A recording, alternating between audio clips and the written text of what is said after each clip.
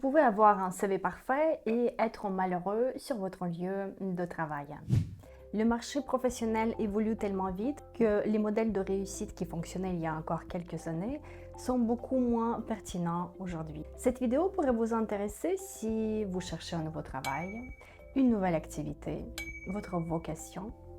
Si vous cherchez un travail non pas uniquement pour être rémunéré, mais quelque chose qui va résonner avec votre essence, avec votre monde intérieur.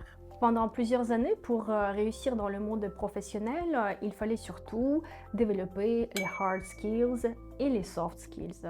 J'imagine que vous savez que les hard skills, ce sont toutes les compétences techniques. Si vous travaillez par exemple dans la finance, les hard skills, ça sera vos connaissances des modèles de budgétisation, du forecasting, des processus, des outils de reporting. Si vous travaillez dans le domaine plutôt informatique, alors on pourra parler des compétences en programmation. Tout ça, ce sont des connaissances techniques que la personne maîtrise en lien avec l'activité et le métier qu'elle exerce. Dans les années 1990, quand les structures et les entreprises ont commencé à faire face à plus de complexité et aussi à l'environnement extérieur qui était beaucoup moins stable que les années d'avant, pour améliorer l'efficacité et pour mieux travailler avec les équipes, on a commencé à donner beaucoup plus d'importance à ce qu'on appelle aujourd'hui les soft skills. Donc les soft skills, ce sont les compétences liées à la communication, à l'adaptation aux différents environnements, à la régulation des émotions, etc. Pendant des années, ce combo hard skills et soft skills fonctionnait bien et c'était deux piliers principaux du modèle de réussite. Sauf qu'aujourd'hui, actuellement, le paradigme change. Avant, les experts savaient que pour avoir un job, il faut développer les compétences. Aujourd'hui, les gens ne recherchent plus un métier qui leur permette de gagner leur vie. Aujourd'hui, il y a de plus en plus de personnes qui sont à la recherche d'un métier ou d'une activité qui va être en résonance avec leur monde intérieur. Et par conséquent, on parle d'un changement du modèle de réussite. Les modèles de réussite évoluent et ils intègrent de nouveaux critères. Alors, quels sont ces critères ? Donc, les modèles de réussite d'avant, comme vous avez très bien compris, sont basés sur compétences techniques and soft skills. En ayant les deux, on a la capacité et la possibilité d'évoluer dans les entreprises.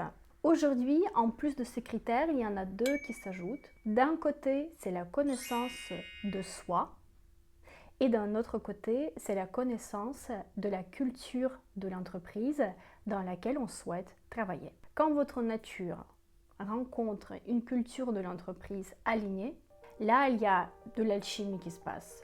Là, il y a un match. Là, il y a quelque chose de magique qui se produit et qui peut vous aider à réussir, à faire clore votre potentiel, à voler, à ressentir des choses extraordinaires, à être performant, efficace et épanouissant. Je voudrais préciser que les informations que je vous partage sont basées sur mes expériences personnelles, car j'ai travaillé pendant plus de 10 ans dans de grands groupes industriels français et internationaux, que ce soit en consulting ou en tant qu'interne. Alors, qu'est-ce que ça veut dire la connaissance de soi et qu'est-ce que ça veut dire la culture de l'entreprise? Prenons un exemple. Imaginez que vous êtes quelqu'un qui adore la liberté. Vous êtes quelqu'un qui aime la créativité, que ce soit pour créer des produits ou créer des services. Vous êtes quelqu'un qui se sent à l'aise travailler à l'international avec les entités qui se situent dans différentes parties du monde. Imaginez que cette personne, avec tous les éléments que je viens de citer, on la positionne sur un projet dans un secteur public. Les secteurs publics, comment ils fonctionnent? Quand on travaille dans le secteur public, on travaille pour un système. Dans le secteur public, il faut aimer travailler avec le détail. Il faut respecter les règles et les lois. Dans le secteur public, souvent, l'objectif et les priorités de l'équipe ou du système sont plus importants que les objectifs de l'individu. Donc imaginez que la personne que je viens de décrire, avec son ouverture, avec sa créativité, avec sa volonté de liberté, on la positionne dans le secteur public qui est basé sur des valeurs complètement différentes. Je ne pense pas que cette personne elle va beaucoup réussir.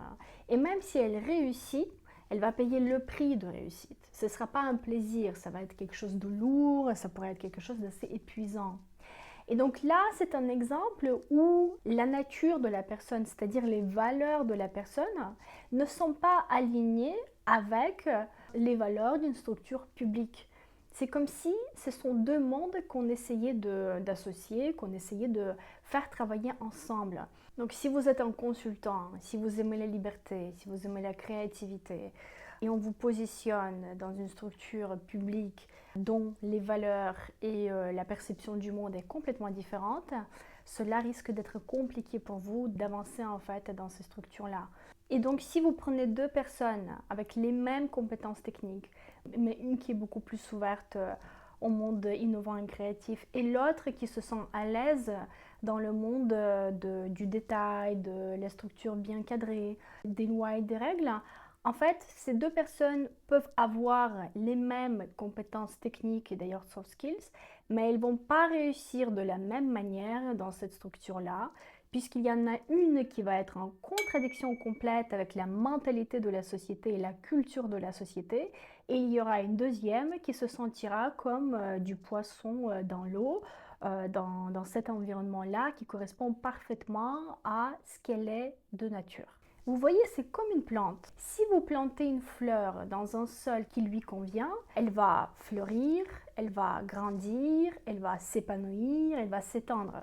Si vous mettez la même plante dans un sol où il y a un manque de minéraux, où il n'y a pas de lumière, où c'est pas suffisamment humide, etc., cette plante, elle risque de ne pas grandir du tout. C'est exactement la même chose avec les êtres vivants. Dès qu'on met les gens dans les environnements qui ne leur correspondent pas, ils deviennent moins performants ou pas du tout performants à long terme. En sachant tout ça, par quoi on peut commencer? Commençons par le début. Dans ce nouveau modèle de réussite, il y a deux nouveaux critères qui sont connaissance de soi et la culture des entreprises.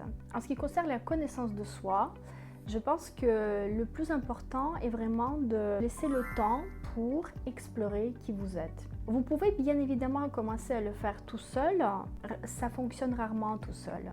Vous voyez, c'est uniquement en contact avec les coachs, les thérapeutes que vous pouvez devenir conscient de ce qui vous habite, que vous pouvez devenir conscient de vos forces, mais aussi de vos faiblesses, de vos peurs, des croyances peut-être limitantes, à des dialogues que vous vous racontez à l'intérieur de vous-même, les schémas répétitifs qui reviennent dans votre vie, etc. Donc c'est vraiment uniquement en contact avec une autre personne que vous avez la possibilité de regarder ces aspects de vous. Quand vous faites un travail vous-même, vous allez voir uniquement les choses que vous pouvez voir. Vous allez voir uniquement les choses que vous connaissez déjà de vous. En revanche, tout ce qui peut être difficile à regarder, tout ce qui peut être caché, tout ce qui peut être inconscient, ce sont les choses que tout seul ou toute seule, vous n'allez pas pouvoir déplier vous-même ou explorer vous-même. En ce qui concerne le sujet de connaissance de soi, on peut commencer par les valeurs et les besoins. Ce sont déjà deux grandes familles qui permettent d'avancer dans la compréhension de qui nous êtes.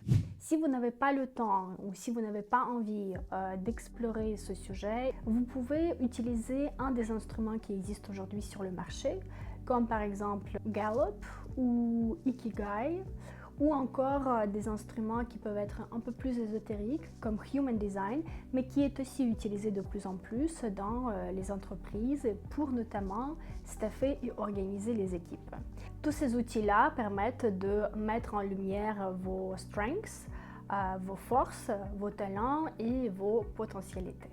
En ce qui concerne la culture des entreprises, la première des choses à faire, c'est de catégoriser les entreprises en grandes familles.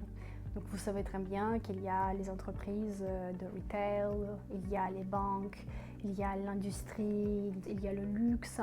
Et ensuite, dans ces familles-là, vous pouvez créer des sous-familles. Par exemple, si vous prenez l'industrie, il peut y avoir les entreprises qui font de la production de l'énergie atomique. Il peut y avoir des entreprises qui travaillent sur les projets pour installation des stations électriques. Il peut y avoir des entreprises qui sont plutôt dans le secteur automobile, qui sont dans le secteur de l'aviation, qui sont dans le secteur gestion de projet, etc. Et donc en fonction de ce sous-secteur, la mentalité ou la culture de l'entreprise peut varier aussi, même s'il peut y avoir des similitudes bien évidemment. Aujourd'hui, avec les capacités de l'intelligence artificielle et le chat GPT, je pense que vous pouvez très facilement faire une analyse bien intéressante. Mais si vous travaillez avec un coach qui connaît les différents secteurs d'activité, ça peut être extrêmement bénéfique pour vous. Et je vous rappelle que je suis coach transformationnel. Si cela vous intéresse, mes coordonnées se trouvent dans le descriptif de cette vidéo. Et si jamais vous souhaitez faire une première analyse de vos expériences, je vous propose d'identifier 3 expériences professionnelles qui étaient les plus difficiles pour vous d'un côté et 3 expériences professionnelles qui étaient les plus épanouissantes pour vous d'un autre côté. Et quand vous commencez à analyser ces expériences, ne regardez pas ce que vous avez fait, donc les activités dont vous étiez responsable, dans lesquelles vous étiez impliqué, mais essayez de vous rappeler de l'ambiance qu'il y avait dans ces différentes équipes. Sur cela, je termine cette vidéo et je vous souhaite de trouver votre activité qui va vous combler, qui va vous permettre de réaliser votre potentiel.